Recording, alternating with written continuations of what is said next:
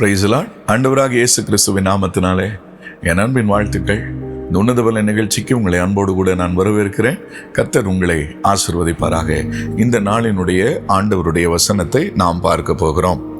நீதிமொழிகளின் புஸ்தகம் 13வது அதிகாரம் 20வது வசனத்தை நான் வாசிக்கிறேன். நீங்கள் கவனியுங்கள். ஞானிகளோடு சஞ்சரிக்கிறவன் ஞானமடைவான், மூடருக்கு தோழனோ நாசமடைவான்.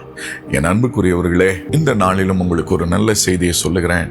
ஞானிகளோடு சஞ்சரிக்கிறவன், ஞானிகளோடு, நல்ல மனிதர்களோடு, கர்த்தருடைய பரிசுத்தவான்களோடு, தேவ பிள்ளைகளோடு வாசம் பண்ணுகிற மனிதன், நம்மை விட படித்தவர்களும் நல்ல ஆலோசனை கொடுக்கிறவர்களும் நமக்கு புத்திமதிகளை சொல்லுகிறவர்களோடு நாம் பழகும் பொழுது நாம பார்த்தீங்க அப்படின்னு சொன்னா நாம ஞானம் அடைவோம், கனத்திற்குரியவர்களாய் மாறிவிடுவோம்.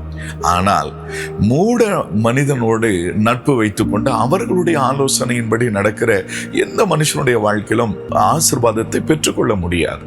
என் அன்புக்குரிய தேவனுடைய பிள்ளைகளே, நான் உங்களுக்கு சொல்லுகிறேன், நீங்க யாரோடு பழகுகிறீர்கள், நீங்க யாரோடு பேசுகிறீர்கள், இது ரொம்ப முக்கியம். உங்களுடைய வாழ்க்கையினுடைய உயர்வுக்கு ஒருவேளை மூத்தவர்கள், படித்தவர்கள், ஞானிகள், தேவனுடைய ஊழியர்களோடு நீங்க பழகும் பொழுது, அவர்களுடைய ஆலோசனையை கேட்டு நடக்கும் பொழுது உங்களுடைய வாழ்க்கையில உயர்வுகள் வரும். ஆனா அவங்க சொல்லுகிற வார்த்தைகள் ஒருவேளை உங்களுக்கு அது கடினமா இருக்கலாம், பிடிக்காதது போல தோன்றலாம். ஆனா உங்களுடைய வாழ்க்கையில அது உயர்வுகள் வரும்.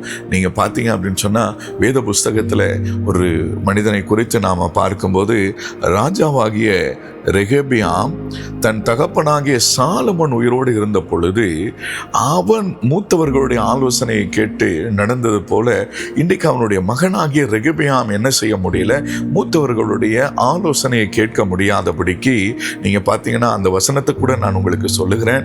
2 நாளாகமம் 10வது அதிகாரம் 8வது வசனத்துல முதியோர் சொன்ன ஆலோசனையை அவன் தள்ளிவிட்டு தன்னோடு வளர்ந்தவர்களும் தன் சமூகத்தில் நிற்கிறவர்களும் ஆகிய வாலிபர்களுடைய ஆலோசனையை அவர்களோடு ஆலோசனை பண்ணினான். அந்த ஆலோசனையினுடைய விளைவு தவறுகளும் பாவங்களும் மிகப்பெரிய ஒரு அழிவுக்கு நேராக அவனை வழிநடத்தினது. என் அன்புக்குரியவர்களே, மூத்தவர்களுடைய ஆலோசனை மிகவும் முக்கியம்.